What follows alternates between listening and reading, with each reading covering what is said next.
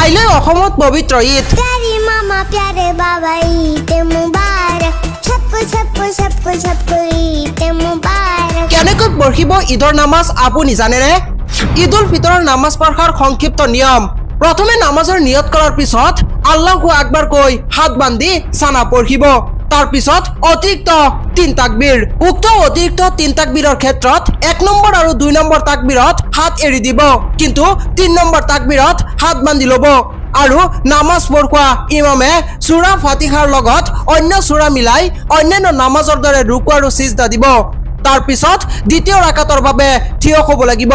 দ্বিতীয় ৰাকাতটো প্ৰথমে অন্যান্য নামাজৰ দৰে নামাজ পঢ়োৱা ইমামে সূৰা ফাতিহাৰ লগত অন্য সূৰা মিলাই ৰুকুত যোৱাৰ পৰিৱৰ্তে অতিৰিক্ত 3 তাকবীৰ দিব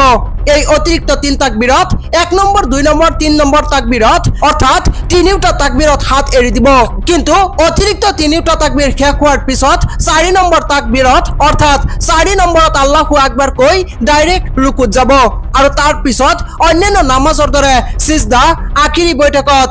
আত্তাহিয়াতু দুৰুদ শৰীফ লগতে দোয়া মাসুৰা পঢ়ি সালাম ফিৰাই নামাজ শেষ কৰিব এই ভিডিওটো প্ৰতিগৰাকী মুছলমানে যিমান পাৰে শেয়াৰ কৰি দিয়ক আৰু কমেন্টত ঈদ মুবাৰক জনাওক।